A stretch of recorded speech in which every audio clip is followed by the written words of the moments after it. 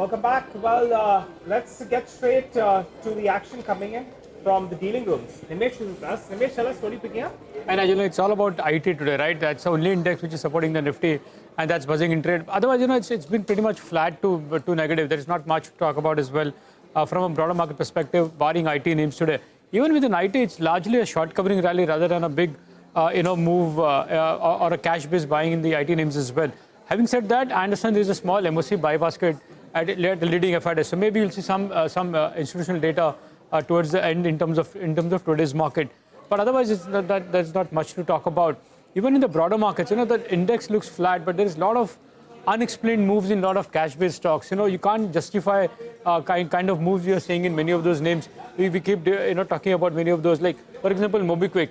It's rallied 50% from the lows, but there is no specific reasons. Yeah, there are so many such stocks which are doing good and buzzing for the last few days, but you can't explain really as to what's going on there. So unexplained move in a lot of the mid and small cap names, but from a large institutional point of view, it's more of short covering rally in IT rather than big buying as well. Okay, all right. Some interesting moves, and some of the stocks have been the biggest underperformers who have come back up. What about individual names? What are you picking up? So the first stock on my list is Nykaa. That's been under pressure today. In fact, most of the platform businesses are a bit under pressure, but Nykaa stands out and is under pressure largely on fears of a large block deal coming soon. So that's the buzz there.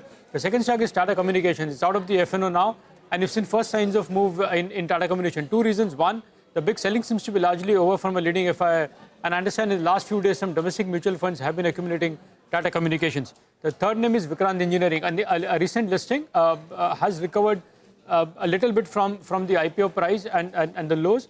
But again, in Vikrant, I understand some HNIs have started buying as well. And also for Vikrant Engineering, there is a strong buzz that the company is likely to bag a large order very soon. So that's the trigger there. And the last one is M&M. That's been relatively outperforming within the auto pack ever since the GST rate cut. And for M&M, it's also backed by very strong FI buying. And within that, I understand one large leading FI fund has been aggressively buying M&M. And that's the reason why it's relatively outperformed the auto basket in the last few days. Yeah, no, absolutely. Interesting names there. By the way, Nimesh, every day yesterday, not every day, but yesterday also we spent a minute on Prime Focus. Today, again, 10%. And again, there is a block of 1 crore shares. So again, looks like some institutional buying has happened. And we know the seller, right? There are two large funds who own 25% and they've been selling out, or at least pairing stakes. So looks like that same entity has sold again today. Even yesterday, the feedback was some large FIs have bought, and it got reported in the block data as well. So it looks like some more interest from larger institutions in Prime Focus. Yeah, I mean, that's the thing with stocks, right? You don't, it's a name in which so many people, and that Nimesh was talking about the 25% holder, stand see, frustrated for years, right? Nothing happened. And then in 3 days, 30%. So that is markets for you. You can never time these things.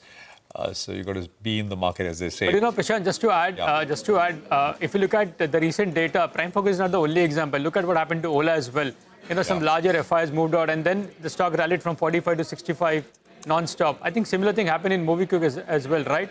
Adia sold out 2-3%, and after that the stock has rallied 35-40%. So that's market for you.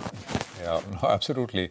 And there would be so many people, right? I mean, who would have held on for all times and sold out in frustration, and then see prices go up. So while we look at, of course, the gains and the wins, etc., but there's also the other aspect of it. So can't time.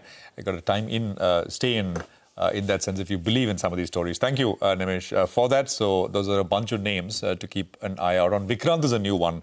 So HNI buying and some order expected there. All right, Mitesh is with us with